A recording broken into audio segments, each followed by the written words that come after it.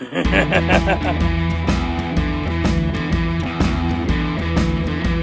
up, guys? It's Pip from the Size Up. We are here in my office again doing another Zoom podcast because, as you know, we can't do anything together, so the studios are closed um, for episode 5 of the Size Up. So thanks for tuning in. I'm gonna start this one off with a quote here that I'm pulling from my guest social media, and it says, "The day I can't sip my coffee in the morning and watch the sunrise is the day I know my world is truly ended. Until then, I will fight the good fight, and I will not fucking, sorry, mom and dad, I know you're listening, give up until we are all through this together." And that comes from the IG page Afrobrutality, and my guest today, who, in my world, the guy needs no introduction, but I'm sure a lot of people listening to this, including my parents who are listening to this and are going to yell at me because I just dropped the F-bomb. Who is this guy? For sure. Mr. Sin from Afrobrutality. What's up, man? I'm good, man. How are you? We're hanging in there, right? We're hanging in there. We had a little talk off the record or off the recording, which we shouldn't have even had because we just jump in it. But I've known Sin now for about, I'd say probably 5 years. We met on the CrossFit circuit. Correct. He is a described self-made man, is what I'd like to say at least. And he's a serial entrepreneur. Is that a good way to describe you, sir? Yeah, I'm a hustler, man. That entrepreneur shit is some new shit they came up with. You know what I mean?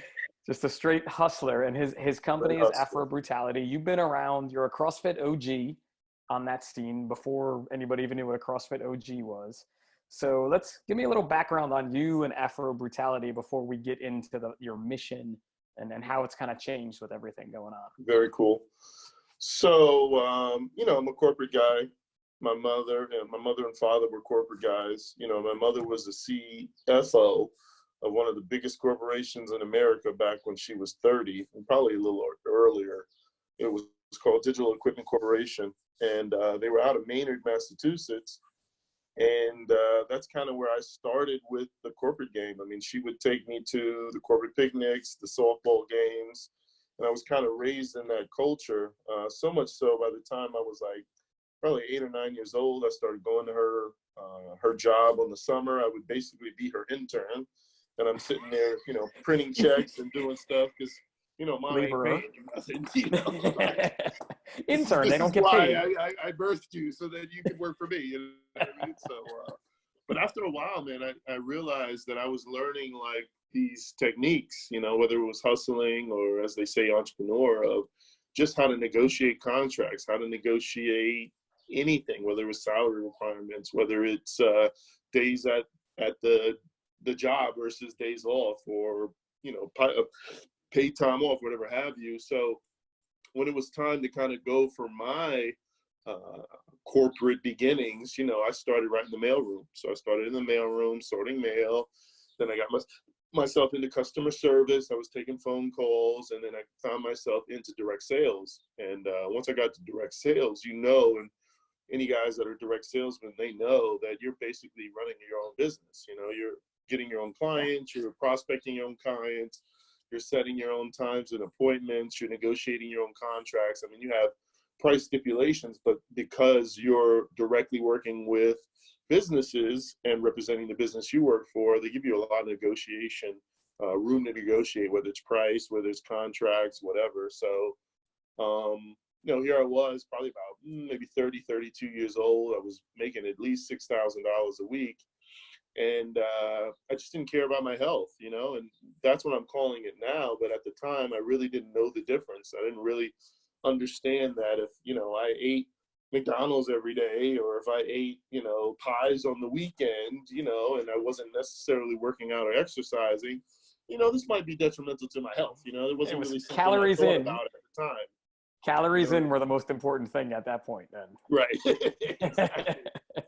But, here I was probably about 35, 36 years old and severely overweight. I was about 315, 20 pounds, something like that. And the body fat percentage must have been really ridiculous. But, it wasn't a doctor that told me to go work out. It wasn't any healthcare professional. It really was my mother saying, we've got heart. She said it like this. She said, we got heart disease in our family. I was just like, oh, are you trying to say I'm overweight? Like we didn't even have that She didn't need to say it, yeah. That's my mother, you know what I mean? That's mom right there. She knows what's up. In our family, I was just like, oh, what are you trying to say? And, it's your mother, so you're not questioning what she's saying. You're just taking it for a grain of salt, and you're eating on it for like 6 months to figure out, oh, that's what she meant. But, I had a friend that turned to me. He was like, Sam, why don't you just come with us to the gym? And then, I played sports most of my whole life. I played racquetball, I played tennis, I played squash, I played croquet. I'm clearly from the suburbs. So let's just title me, right? So and then I just kind of had this thing that I turned working out into a sport, and I came across CrossFit right around 2007, and when I saw it, because I worked with so many startups, because I understood innovation, even though this was a different genre, meaning fitness, I recognized I said, this is going to be the next thing for sure. It just had everything you could think of in one little package, and you had to learn all these different things to do it. So once I saw it, I jumped all over it. And the first thing for me was, got to take this to my community. Got to take this to Harlem. Got to show them a different way, a better way.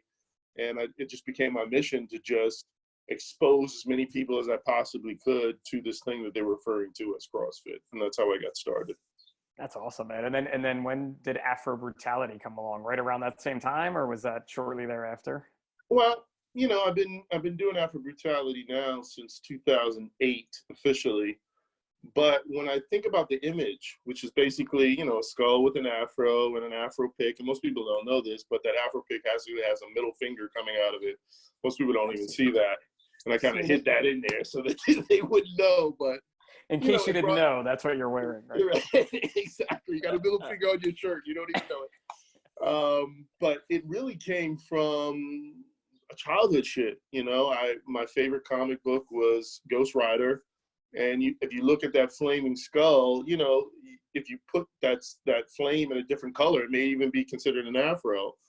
But I just had this vision, I was maybe 6 or 7 years old, and I just saw this skull with an afro. And the afro pick was because my hair was always nappy. It was nappy because I love to swim. And of course, it's tons of chlorine out there. And once I get out of the pool, my hair is nappy as hell. So I get home, my mother's pulling my hair out from the roots, with the pick. Honestly, I don't know. Trying to manage it, that's where the middle finger came from. It was like, fuck you, Mom, this damn pick, this fucking fucked up pick. I hate this thing. So, this was a childhood thing.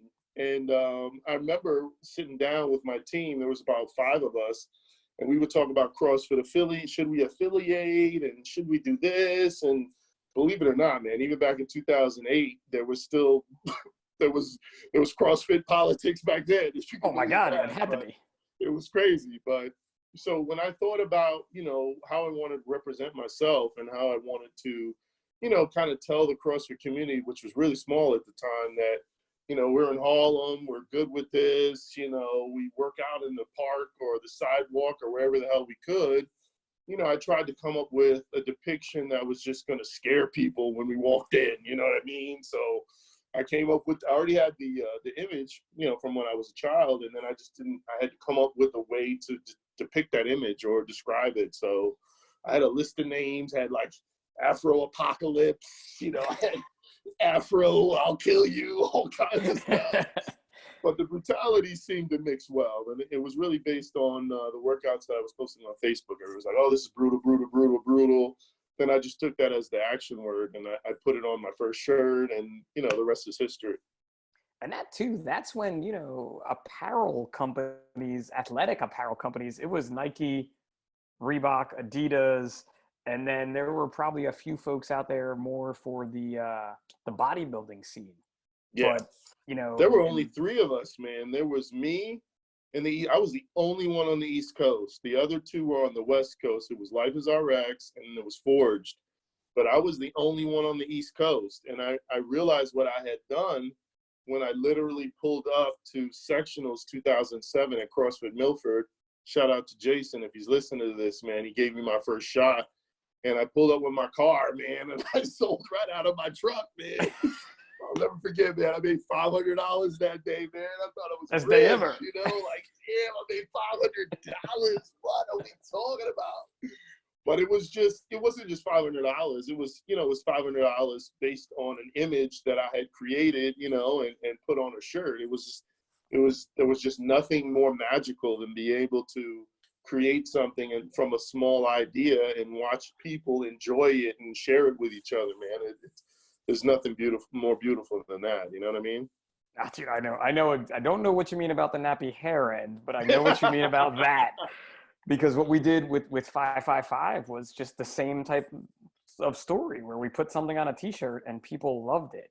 And that feeling was just unreal. You know what I mean? And you just want more of it. You know, like it's kind of like when people say are chasing a high, and you see people all the time in small businesses doing that all over the place, right? They're chasing that, but it's not an easy chase. And if you're not on your game the whole time, it's a painful one, man. Especially when the market changes. Like when the market changes, you're like, what? I'll never forget, man. I finally, because didn't matter what event I went to, man, I sold out. I outsold everybody. It didn't matter what event we went to. I could go to the games. I could go to regionals. I could go to any local event. I'd sell everybody out because I knew everybody and everyone knew me because I was one of the first to even do this. But I never forget, man, fucking donuts and deadlifts, man. I said, damn, those motherfuckers outsold me. I was like, oh. What's the right socks? then and there, I the was socks. like, man, I better figure some shit out, man. These fuckers are buying donuts on shirts, man. This is, damn, what the fuck am I gonna do? Because I'm never gonna do that shit. So you know what I did, man? I fucking partnered with them immediately. And then we did a fucking donuts and deadlifts Afrobrutality shirt, man. What are we talking about? When I went in my drawer of CrossFit shirts, because I have a drawer of fire shirts, a drawer of 555 shirts, a drawer of CrossFit shirts, I pulled that one out first, the donuts and deadlift shirt. Listen, man. This one once they out, this is marketing 101, man. If you fuckers get outsold, just fucking play the game with them, man. Because I told her straight up, I was like, you know what?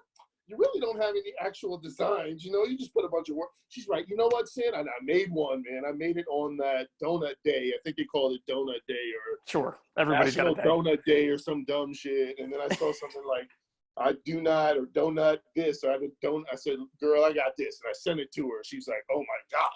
I said, here we go. Let's go. Now, I didn't even charge her for the damn shit, man. I didn't charge her for it. I was like, just put that on everything, man. And that, you know, that kept me in the game. That kept me relevant. I was like, thank God, because this was the first company that actually outsold me at an event, man. And it was astonishing. That should have never happened before. But you did, and you went, and you knew there was a problem, and you went and fixed the problem. I solved the problem immediately. What are we talking? I'm probably gonna call her next week just to see if we can reprint that shit. Get a throwback going or something. Level, man. I know, and that's a lot of too, and we're definitely going to get to this in a little bit. But what people are doing right now, especially in the fitness world, but in every business, if you're in the restaurant business and you haven't reinvented your model, your menu to serve what's happening today, who knows what's going to happen tomorrow? Your delivery system, the way people can get their food, you know, their pickup system, like. This is that thing where it's just changing all of our lives. I mean, some people are clearly making tons of money, but some people have to go back to square one and figure this shit out, man.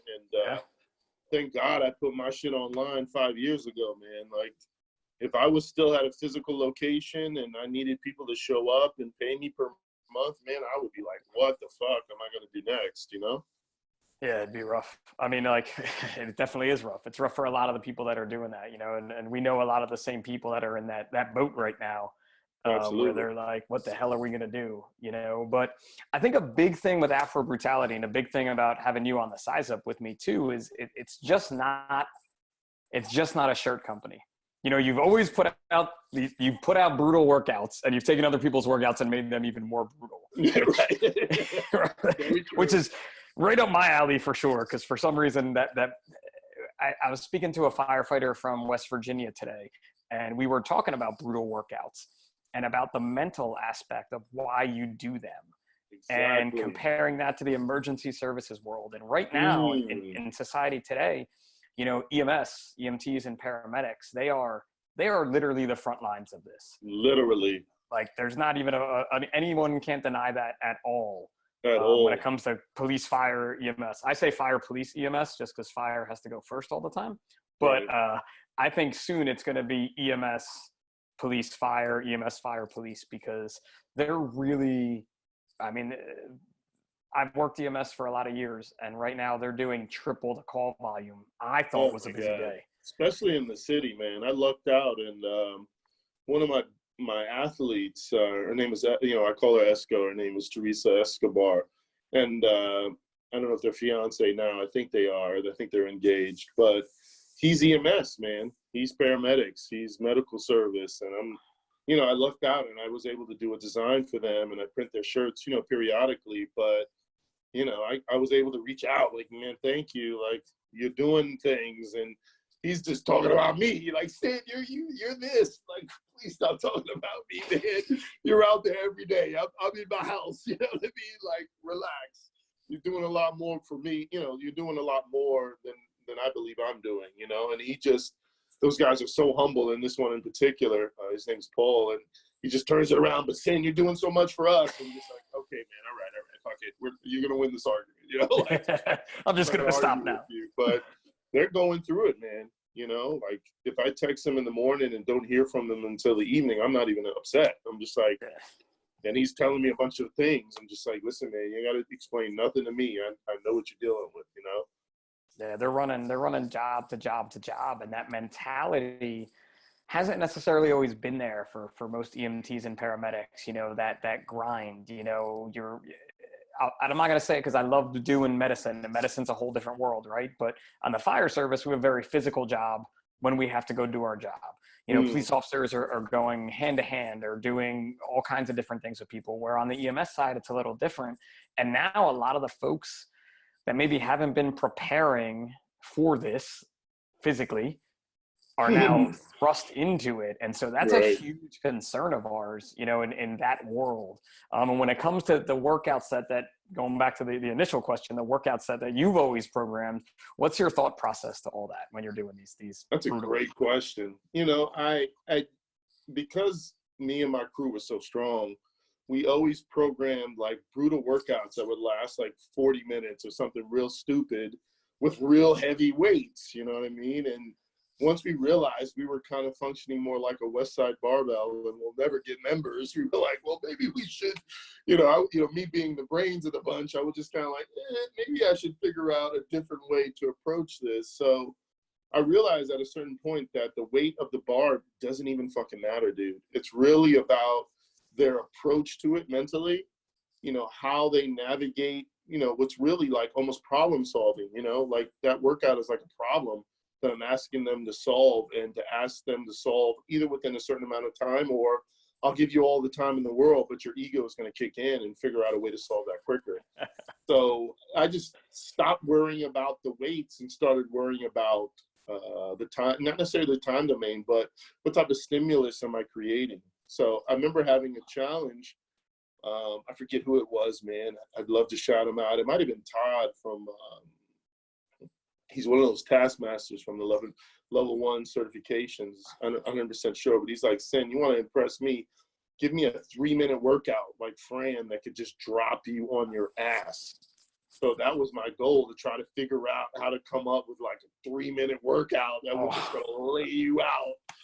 And I realized that laying people out really became them not necessarily being physically exhausted, because that comes second, but being emotionally exhausted or mentally exhausted. That's what usually makes people give up. It's like, this is just totally impossible. I don't want to do this. Or, I've been doing this for so long and now I'm exhausted. But I go into it thinking about the stimulus. Like, what result do I want out of these people? I mean, of course, I want them laying on the ground and get their metabolism up and, shut off their insulin system and all that. Like, I want to figure out how to do that. But I also want to figure out how to program something that just looks so horrendous that the mere fact that you showed up to do it, it's just light years ahead of its time. You know what I mean? And I started. I'm that happy. mentality, which quite honestly is, you know, I'm sure we'll get into this later, but that's how it was so easy to transition to more of a motivational thing, because you can't imagine the motivation you have to instill in someone verbally to get them to take on something that they believe in their mind, just looking at it. I'm never going to be able to do this. What is the problem with you? Like, why have you done this to me? You know, but that being able to get that down to just a few words and a few key phrases or cues to get someone to even attempt this is really where I'm at. And that's how I write. No, and that for me and for the folks in my industry, you know, in the emergency services fields, who subscribe to these type of workouts, you know, that's what I want. I want to be at that 38-minute mark, and I still have to be thinking in my head, Pip, control your breathing. Pip, take a break now. Pip, think about this next rep. Don't round your back. You know, where physically I'm a wreck. I mean, like, right. I mean, like, there's videos of me all over the place on the internet, writhing on the ground, whatever you want to call a problem, wiping off my face, crying into my shirt, whatever it is, right? But I'm thinking in my head, where you think these things, but I'm telling myself these mental cues to keep me going. And I equate that to my life at the firehouse, where if we're at a long job, or, you know, I have to think, I have to be a leader for my guys, I'm going to be that physically and emotionally drained while working. So why not train it here in one of these physical workouts? In a nice safe space, a nice safe environment. Yes. Where no one can die, including you. And then just equate it to what you're in the field. Absolutely, dude. Absolutely. Yep. And the breathing, control your breathing. Like we have in the fire service, we have people that scream on the radio. And sometimes I've screamed on the radio. There's definitely times where I've yelled and things got exciting. But I always try to tell myself, like, if I'm out of breath, take a deep breath and talk first. And those are things that I'm training when I'm in the gym in one of those workouts. The Fast and the Furious one, I'm just trying to get through it. But anything over 25 minutes these days for me, I'm like, I really got to think about how this is going to happen. You know, when EMS or paramedics or FDNY or you know, NYPD came them into my gym, I didn't care how much money they had, dude. I knew I could help them when they were on job, on scene. I knew that. Like, I knew I could push them enough and create an environment where when they went on scene, they you know, like, they could handle almost anything. So when they came in, man, I damn near was like, I don't care how much money you have, just stay, keep showing up, and I'll take care of you. It's amazing, like, and thank you for doing that for them, for sure. I mean, that I know there's so many gym owners around the country who are the same way. Because they know that it's a mental game too. You know, the physicality of our job is there, but the mental game is so important these days. And the stress relief alone, you know, it was a concern before this going on with PTSD and with just sleep deprivation. You know, when I met you, when I first started 555, we met at regionals. I mean, I didn't know any of this stuff. I was just a dude who liked to lift, you know, with a guy from Texas who liked to lift, and we happened to be firefighters and thought this was a great idea. Right. And the things that I've learned about my own self, you know, like being sleep deprived, like, dude, I've been sleep deprived for as long as I can remember. I just thought it was life, right? And I think the physicality and coaches like you and being able to work out like this has really helped me, at least in my 40s. It hasn't been a long time yet, but it's definitely keeping me going for sure. I'll tell you, man, like, it got to the point I was so, you know, intimate with my local precinct that when the inspector showed up, because, you know, I call her Queen Bee, and she was the one that just brought everybody. But it got to the point that she would bring me new recruits. She'd be like, Sin, put them through a workout. Tell me what you think when they're done. And then I kind of became like part of her recruitment, you know, the way she would screen guys. I would say, all right, here we go. See what I did when I told him to do that? Did you see the way he responded? Did you see the way he was hesitant? Did you see the delay? Did you see the way he looked at me as to question my authority? I said, you're going to have issues with him. And then every time she'd come back, be like, damn, Sin, you're 100%. You're still 10 for 10. You're still 10 for 10. I'm like, girl, I've been doing this way too long. You just have no idea. When you can, and I, you know, my first crew, which was a crew of 6 people, like, I made them do the most horrendous things you can think of, man, just to and I did it with them, just to understand human capacity, just to understand humans' mentality when they're faced with something they think is just totally impossible. So I was easily able to transfer that to ordinary people, and also kind of provide a service to any local law enforcement or any individuals that were on scene that had to deal with stuff like that. So it was really easy to transfer that. It's such an amazing byproduct. It's definitely a byproduct of fitness, but with CrossFit, and listen, come on, CrossFit is, some days people like it, some days people hate it, some whatever. It could be anything you want it to be, right?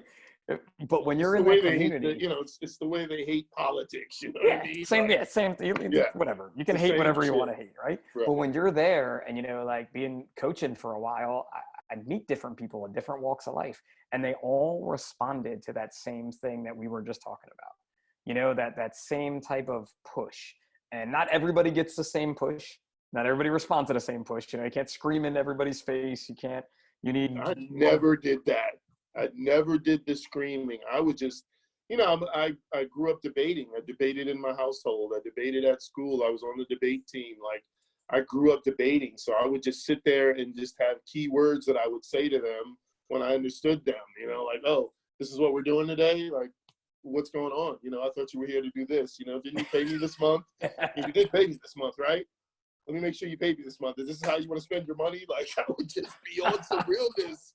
Like, I never yelled. I always felt like yelling was for the guys that didn't know how to talk to someone, or yelling were for the guys that were doing it for the sensationalism. You know what I mean? Yelling was because it was never productive. I mean, if you're at regionals or you're at sectionals and you're like 5 feet away from someone and they just need that, pick that shit up again. Okay, that made sense. But to get, after being, taking athletes to regionals or taking them to the games, and knowing that no matter how far, you're so far away from them, they're never going to hear anything you have to say anyways. It just got me, okay, let me figure out more mental cues that I can pass along to them so they can use while they're there. You know what I mean? Cueing when you deal with people in any level, cueing is key. You know what I mean? And I definitely learned that being a CrossFit coach, was how people respond to different cueing. And I took that right over to my job, right over to how I talk to people in the firehouse or on a call, or at that time when I was coaching, I was still an active paramedic. How I introduced myself to people and how I did things. You have to feed off their energy. And absolutely. Who knew a gym would teach you so many things? Like, so true, man. I just like to work out. I used to tell people the way that they are in the gym is the way they are in life. If you're a guy that's going to give me a bunch of excuses, I can't do this, I can't do that, I guarantee you're going to be that same way when we're outside doing something. Oh, I can't do this, I can't do that. Like, that's how I saw it. And it's funny that it transfers over so well. You know what I mean? Yeah. Those are the best moments too, when you had that person, at least as a coach for me, when I had that person that's like, I can't do this. And I'm like, no, you can do it. We'll just work up to it slowly. Like, if you had someone that would say, I can't do a squat. All right, well, I'm going to put this box behind you. So just touch the box. It's just like you're going to take a crap. Just sit down on the toilet and stand back up again. That's a squat. It was like one of my key coaching things. And that's the thing I would tell them too. Oh, I can't squat. My knees are this. I said, girl, you shitting standing up? Like, what are we talking about? That's it, right? You can sit your ass on the toilet. What are we talking about? Now we're going to do it a lot of times, but that's okay. Yeah. And then you remove the box and they're like, whoa, I can do this. And then you slowly start to add weight and you see that change. Exactly. And you're like, dude, this is what I'm in it for. You know what I mean? And I think it transitions really nicely into the other part of Afrobrutality. And the main reason I think you're on the Size Up is your motivation, because it's never changed. At least in the 5-6 years I've known you, it's always there. You are the most consistent social media poster. I mean, the colors changed, right? It used to be a black background with white writing. I've changed the colors, I've changed the logos, but the message is still the same, man. So if I go back again, I equate everything in my life to having kids and 555. So it's like 555 was 6 years ago. We started on Instagram. So did you start on Facebook and then do Instagram next? How did that all come about? That's a great question. Well, 2015 is when I closed my gym. Okay. and I went into the coffee business, and I was doing Afrobrutality. I And I remember was that. doing Yep. pretty well, but I was just basically running it out of my home. So I didn't necessarily see human beings. And after taking care of 263 members, I was just kind of like, man, what the hell am I going to do next? And I just kind of took it as a challenge. I said, okay, now I have to figure out how to motivate the world. Now I have to figure out how to motivate, the country, so to speak. So I started just coming up with things to say, and I used it from other people's messaging or other people's quotes, and sometimes I would just take them and post them, and then I said, this is kind of corny. I remember I was researching, because I do a lot of research and I do a lot of behind the office kind of stuff, where I'm trying to figure out what to say and when to say it, and I've really developed a science out of it. And I was just kind of like, this is a little too corny for me. I got to figure out how to make this on my own. So I don't know what the leap of faith was, but I kind of started with, someone asked me, really early on, they were like, say something that you would say. And then I was like, oh, well, I would say this, and then it just I kind of got infected with it. Like, I just was like, let me keep saying this. This is what I would say. This is that dumb shit. Let me say this, man. This is too corny. Let me say something better. And I just became addicted to it, man. But, what's interesting, is this dog in the way? Can you hear that? I can hear the dog, but it's whatever. It is Okay, weird I can times. move. I can hear you, so you're fine. Okay. But you would be surprised how many people told me to stop doing it. Oh, tone that down, Sin. What are you doing? Stop doing this. You're never going to get corporate clients. You're never going to this and that. I'm like, you'd be surprised, man. Almost absolutely every single person that knew me had something almost negative to say about it. I was just like, listen, you just don't get it. You don't understand what we're doing here. You don't understand what I'm doing. It's okay. And go sit down. But 2014, 2015, that was a time in social media where, people still get in trouble on social media today, but where people were unsure of, like, I'm not, it was like, I'm not on social media at that point. You know what I mean? Like, this is useless to me, because I don't want to say people were like, I'm better than that, but it was that bad time in social media. It was considered kind of corny to be on social media all day at that time. And again, I had a gym, 263 members. That means, I'm getting calls at 5 a.m, the door's locked, or, class started, what's going on, or this so-and-so didn't show up. So I was used to just being up and, technically waiting for my phone to ring. So I just kind of converted it to something that was a little bit more useful. And I had some time on my hands, because at that point I was really transitioning into running my entire business online. And I was like, well, here it is. And I could see Instagram. I could see the point of it and where it was heading. I said, man, I got to figure out how to come up with something consistent.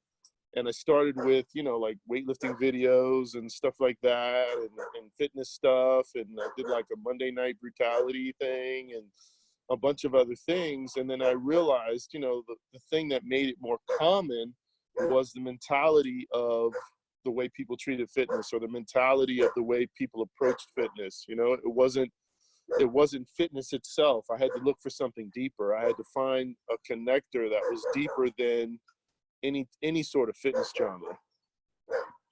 And have you ever repeated? I'm going to ask you this right now, because I'm just scrolling through now, and I'm like, you ever think you ever did a repeat? What do you mean by repeat? Repeat quote? Oh, yeah, yeah, man. Shit, what are you talking about? They're not all original. Sometimes I'll take something like, I wrote that 3 years ago. I'm in. It still plays well, you know what I mean? Yeah, man, what are you talking about? That's just fucking me up now, man. I can't repeat shit. Like, I can't, every good business person tries to put the shit on automatic, you know what I mean? Yep. Like, I'm trying to like rotate old shit, and see if I can figure out if it'll float, man. No way.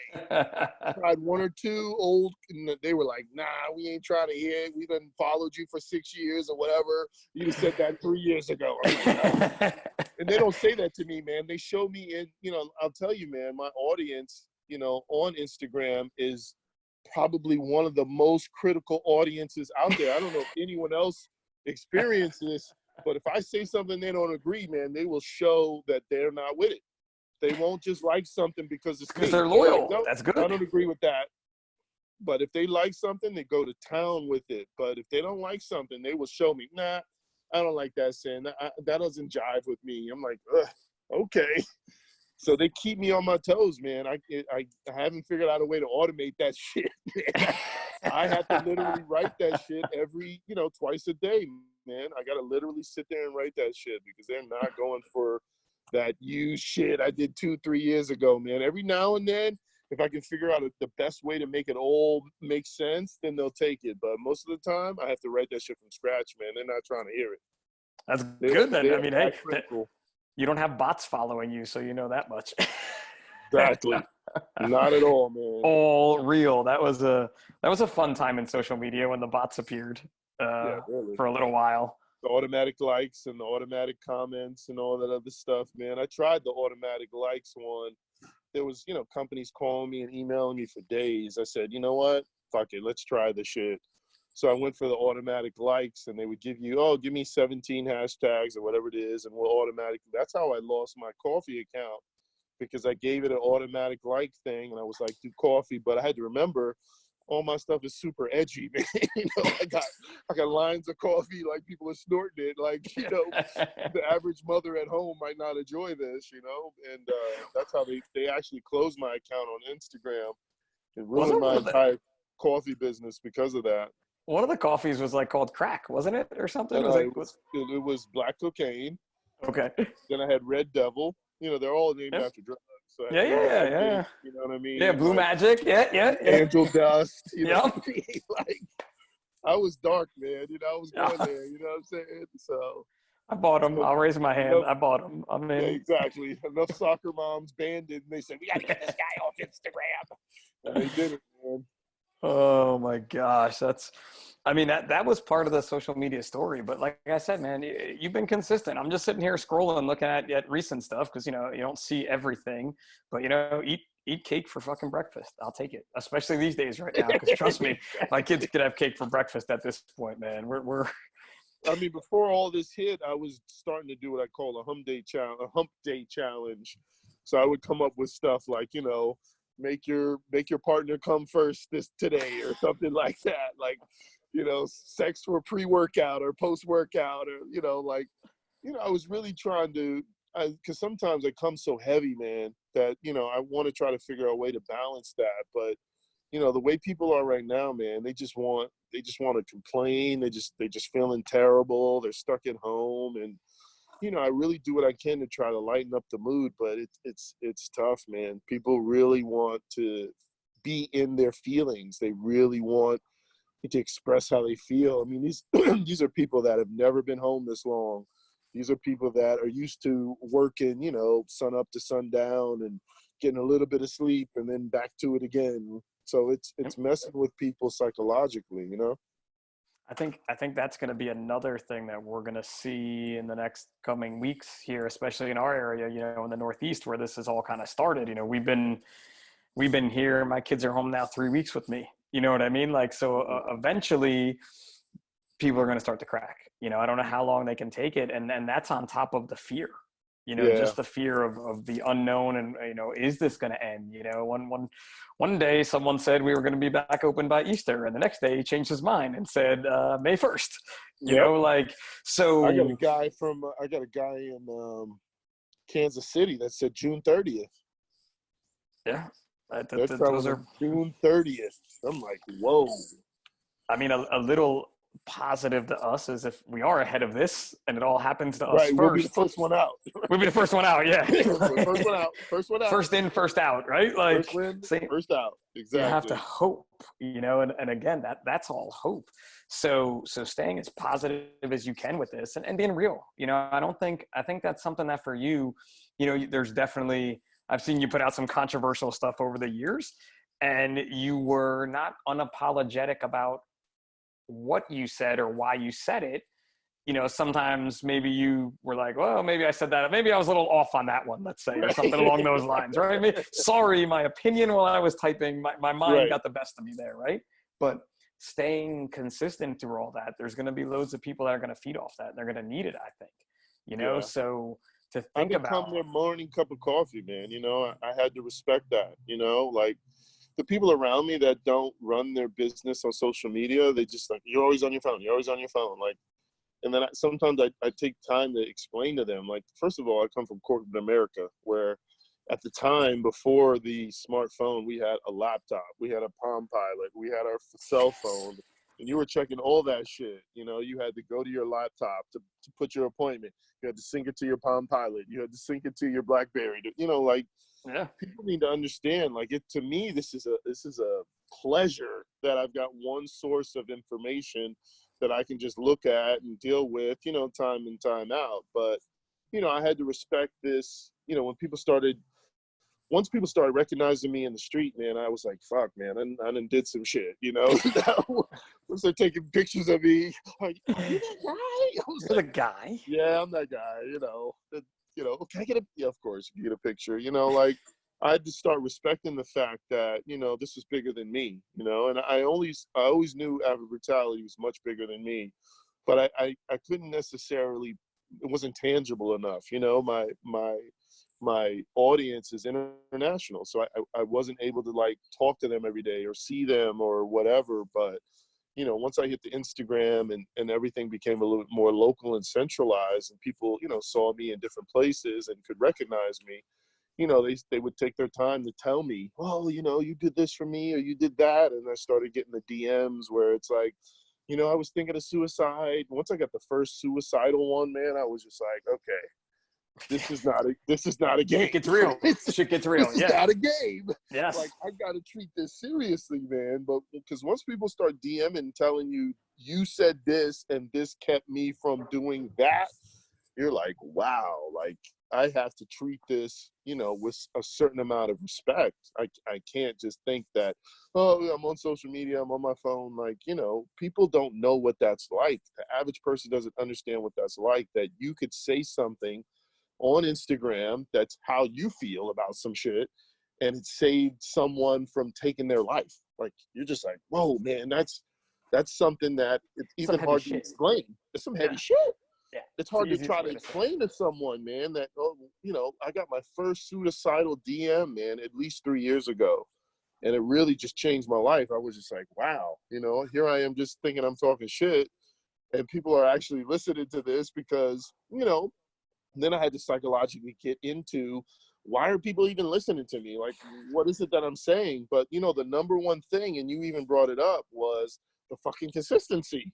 The number one thing is the consistency. Like, I'm not on some flip-flop. Like, you could go through pages from years ago, and I was saying the same shit, you know, damn near 10 years ago that I'm saying right now. And, you know, that type of authenticity, from my understanding, you know, from the people that tell me, it's just super rare, man. People are doing it for the money, or they're trying to figure out how to get money out of it.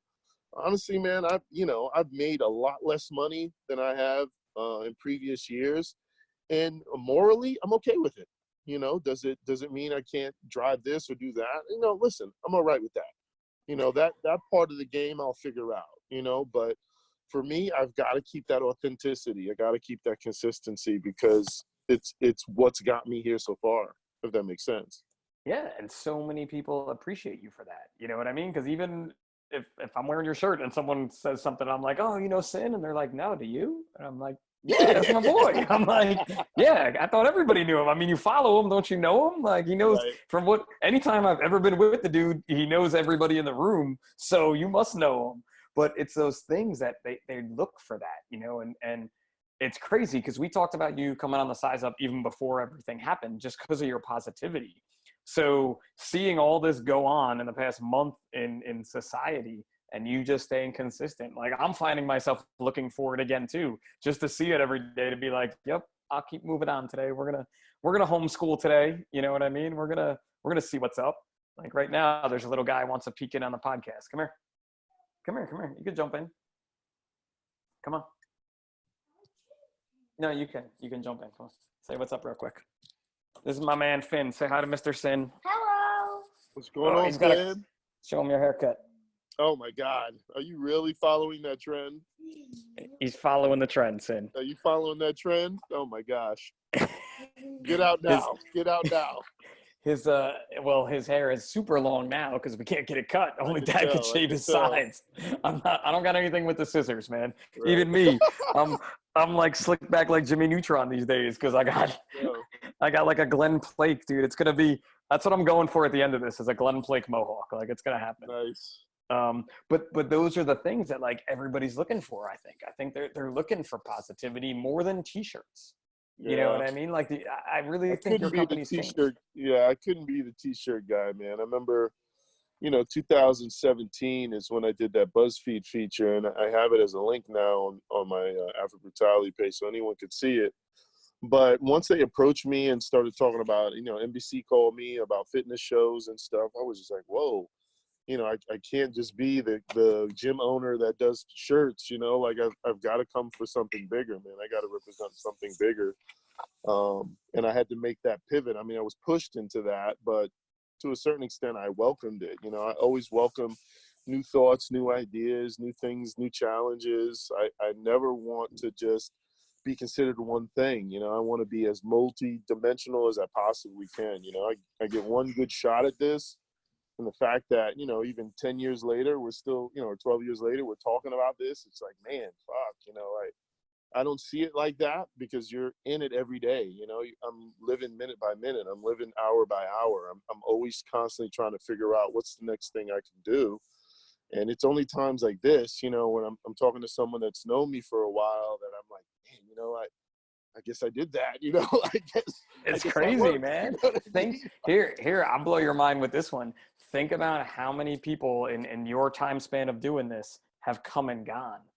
Gym owners that are now selling insurance, t-shirt vendors that who knows what they're doing, Man, you'd be surprised. I had some heavy hitters, guys with more money than me, guys with budgets and business plans and business loans that, would come toe to toe at events with me, and I'm just humble as ever. I've never been that guy to just be like throw it in your face, like I'm just like, fuck, man, come on, let's get that money, Mm-hmm. Hell yeah, I'll partner with anyone, within reason, but for the most part, I'm not just gonna be like, oh, I'm better than you because of this or that, man. I can't feed into that energy. It's really not who I am. So you're bringing up a great thing. I'm just like, man, how many? Even if I might take time after this to go Google and see, what was that guy now? What's he doing? What's up with that? He used to be a real good competitor. Let's, what's up with that now? But yeah, man, that's a great point. That's a great point, dude. It's unreal when you think about it. And I just think about some of the events we were at together and companies that I remember hanging out with there and talking to, or even people we worked with 555 that are just I don't even know where they are anymore. That's crazy, man. So I think with that kind of a thing too, though. So what's some advice for some business folks out there right now, how to repivot, how to take what they're doing and have that mental attitude to get through this?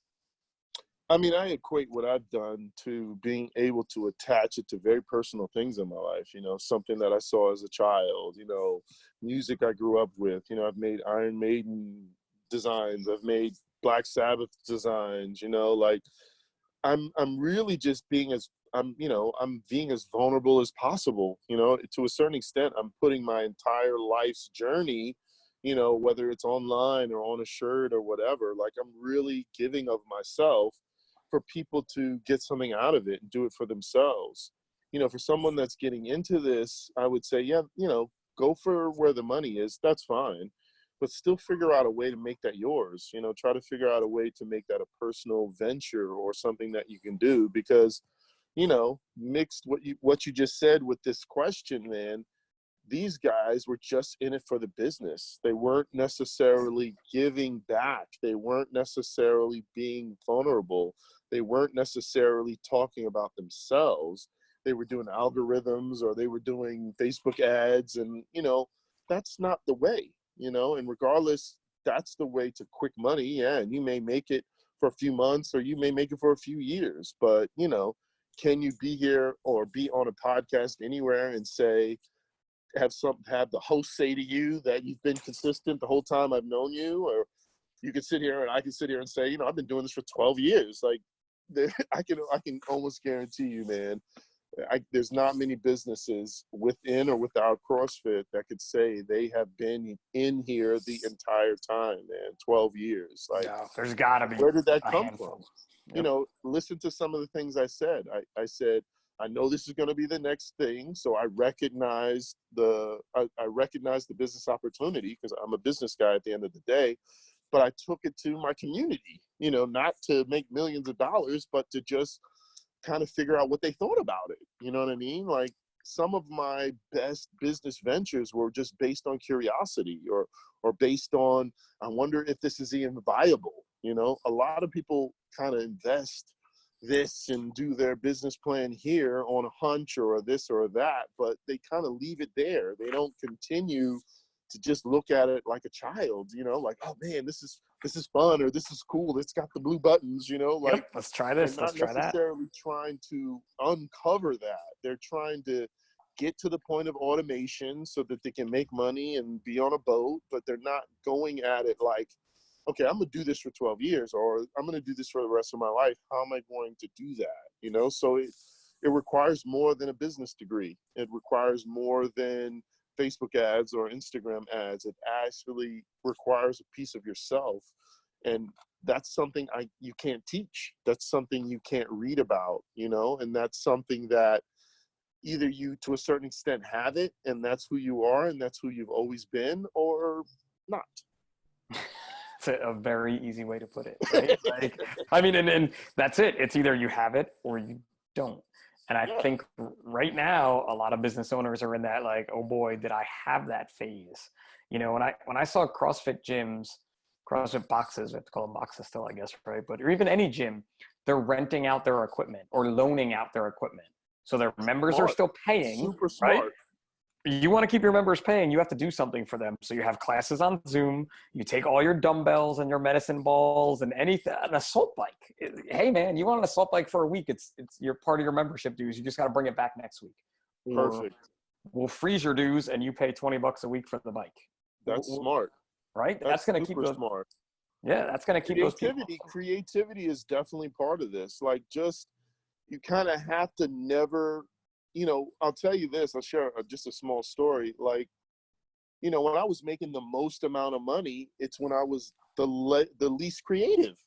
Like, I just got comfortable. You know, I got a nice car, got a nice chick, my house is cool, you know, like, I was just like, all right, this is cool.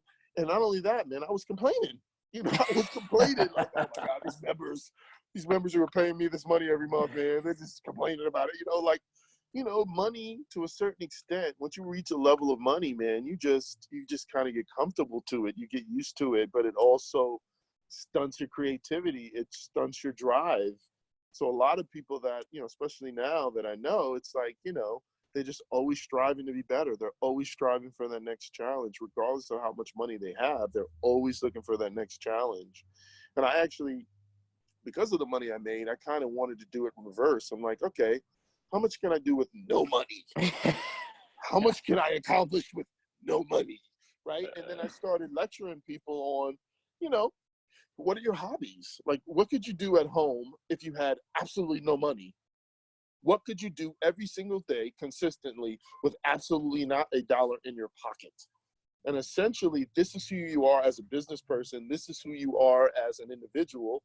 This is what you're bringing to the table. And if you write on a piece of paper absolutely nothing, then guess what? This is what you have, absolutely nothing. Because if it takes money or millions of dollars or thousands of dollars to do what you need to do or want to do every day, you're bringing absolutely nothing to the table. You're not bringing innovation. You're not bringing creativity. You're bringing money to a situation to make more money. Like, that's never been me, dude. It's just never been me. Dude, you know what I've been doing? I mean, I'm very fortunate. My job still needs me, so I'm still going, getting paid. My wife is in healthcare, so she's still going to work in a very dangerous environment, but still getting paid. But we haven't been spending money because we can't go anywhere to spend money, right? So I've been spending a large portion of my day in my deep backyard, cutting down weeds that lead to a stream. So we have this waterfront property. And I'm like, it's not really anything special. There's a little lake back there, but like, and you just said that, right? Like, what do you do when you have no money? But right now, what do I do when I can't do?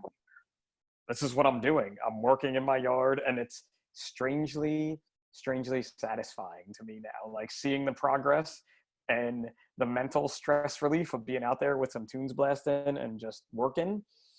That it's like my new go-to for the moment, you know what I mean? So it's these people that are doing that same thing, that are reinventing themselves and acting like they have no money, or they may not have money, The that I people that think are are going to freaking survive. out, I mean, the guys that are freaking out, just no disrespect to anybody, losing their business or job or whatever, but the guys that are freaking out were just putting money into a business to create more money. So they weren't necessarily doing anything creative. They weren't doing anything innovative. There may not have been a community aspect to it, which would just motivate the entire situation.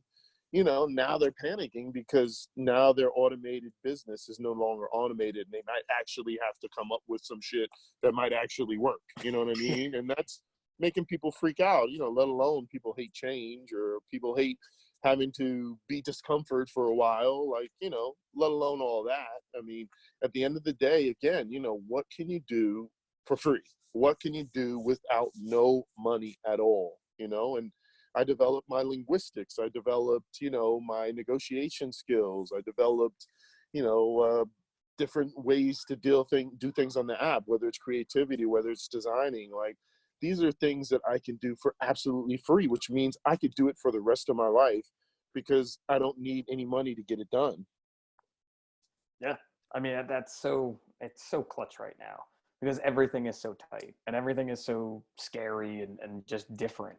And when you're seeing small businesses by me, I mean, like smaller restaurants are flipping the switch and doing Grubhub delivery and doing curbside pickup Very and smart. doing, like it's even like the breweries, and so just big business bullshit. But 2 weeks ago in Jersey, an executive order got passed that breweries couldn't deliver beer, but the big bottle companies still could.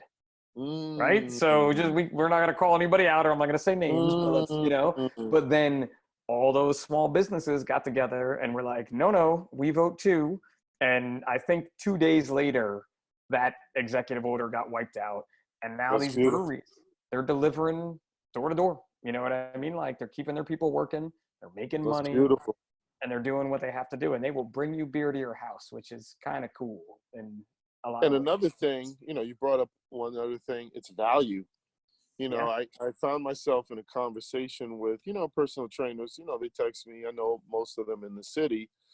And they're like, I don't know what to do. This might be a good time for me to work on my business. This might be a good time for me to develop a business, blah, blah, blah. And I kept telling them, create value, value, value, value, value. I was damn near saying it on text message over and over again with the capital letters, like value, value, think value, value. Like, you're in a very competitive space. The only thing that's going to separate you is the value that you bring to the table. And if unfortunately you have no value, then that's how far your business will go.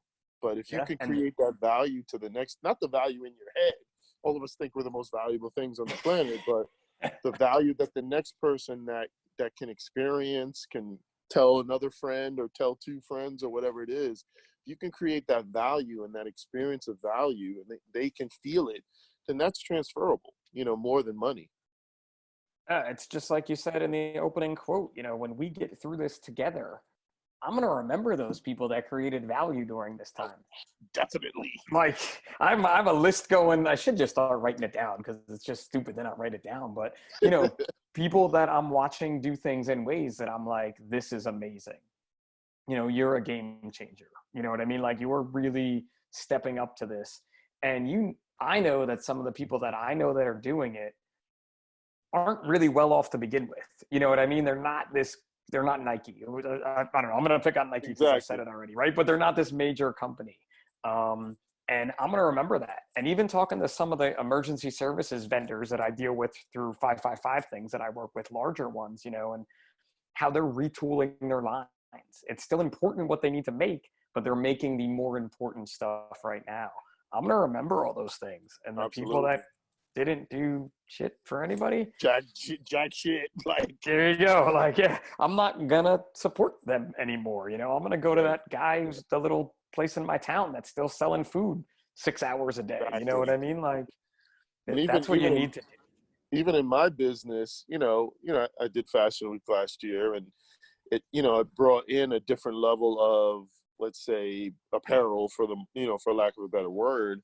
Then I started getting calls from hospitals, hey, can you do this? Can you do that? So now we're sourcing different fabrics and trying to figure out what seamstresses can do this and do that. And because I have, friends and family on the front lines of this, whether in healthcare, or whether like yourself, or dealing with emergency services, I'm like, okay, what does this work? They're sending me, if you do this, this will work. If you do this, this is what we're seeing. This is what we're seeing. So, now I'm again going to be able to serve a part of my community, a different part of my community, but still part of my community, and something that I used to do years ago, which is apparel. And it's just a beautiful thing to have that opportunity, and for people to give me that opportunity to rise to the occasion and just really show what I'm made of, Dude, it's like the other, and I had to go pull it up just to make sure. I mean, I knew it was you, but masks before it was cool, on your Exactly, personal page there, exactly. right? Like, and a dude made a joke about like, oh, when are you going to make 555 masks like that? And I'm like, we did that like 4 years ago, man. We had Exactly. with like, I'm like, I've been there. I did that already. I'm not doing it again. You know what I mean? But that's it. It's using whatever you have that can help the greater good. And if it's, nobody needs shorts right now, they need some kind of a facial covering. You know what I mean? And it's just going to keep changing. And it's so amazing to see businesses like yours and a lot of the other ones stepping up. I mean, honestly, I don't think I've seen anybody not step up, let's say, like, or do the exact opposite. You know what I mean? Like just trying to make money right now. But I've seen Right. a lot of people not doing anything. Is that a good way to put it? Like The perfect way to put it. like business as usual for them still. And I'm starting to question it. Yeah. And I'm starting to wonder, like, and even when it comes to donations, I couldn't tell you where to donate money to. We shut down as 555 with asking for money because that's not important right now. Right.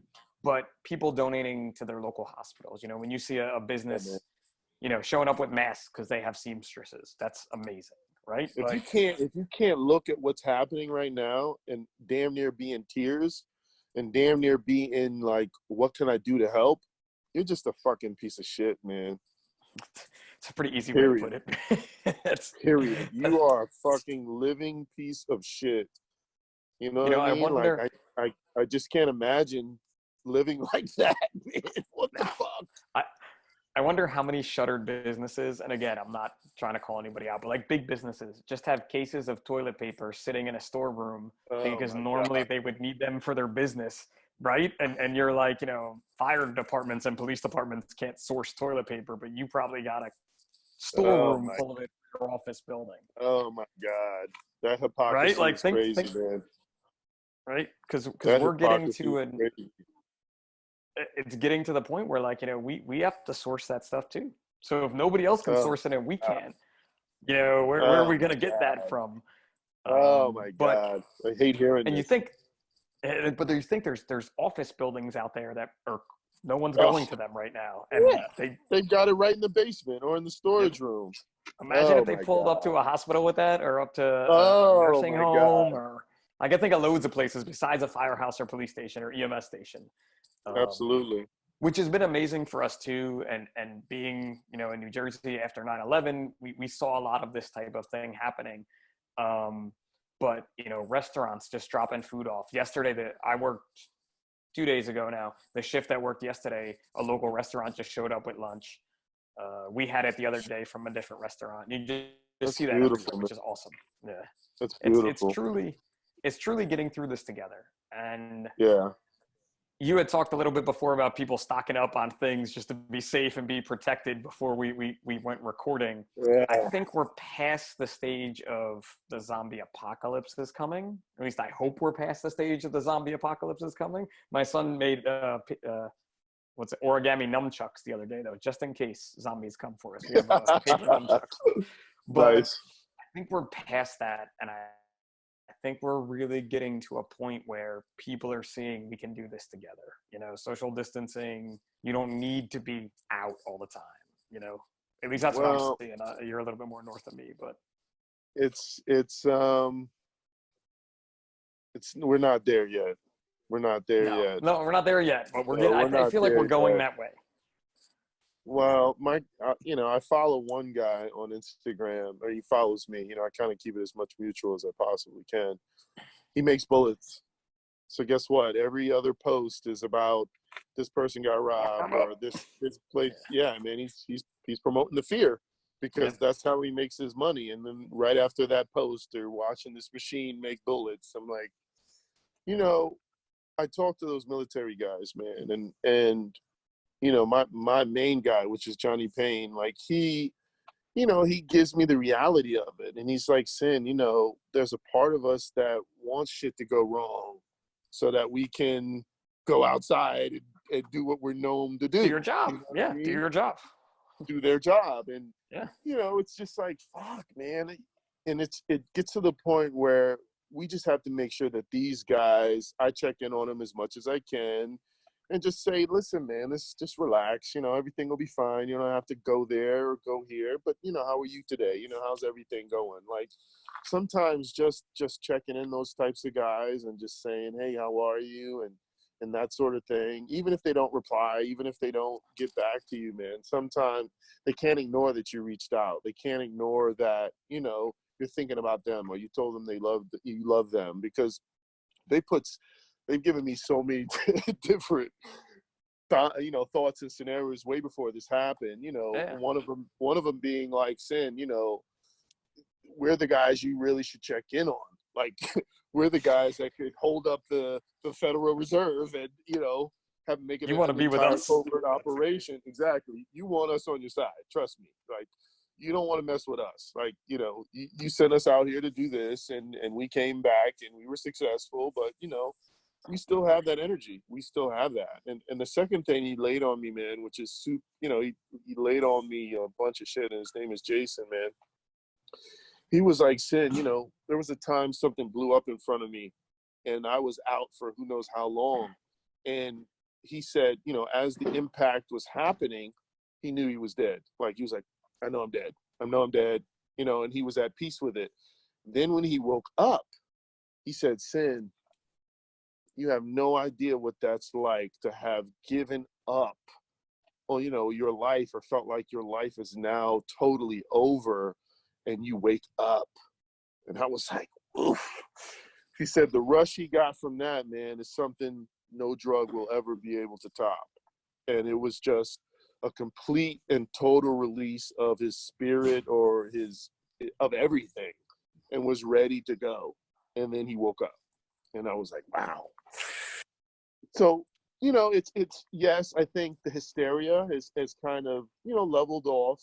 Let's get out of this as fast as we can, so people don't start going back to that, or people, let's make sure we don't do something stupid like, breaking the store for toilet paper or something dumb, like, let's make sure we're all checking in on each other, man, because we all know each other. There's that 6 degree of separation that we all have, and let's check in on everybody, man. Don't take anyone for granted. Just check in, say hello, see how they're doing. Even if they say, you haven't checked in on me in 3 years, whatever, I'm checking on you now. We have the technology. Exactly. Right? How simple is it? And I tell people, man, all the time, if I think about you for more than a millisecond, I'm texting you. Like, if it's a millisecond, okay.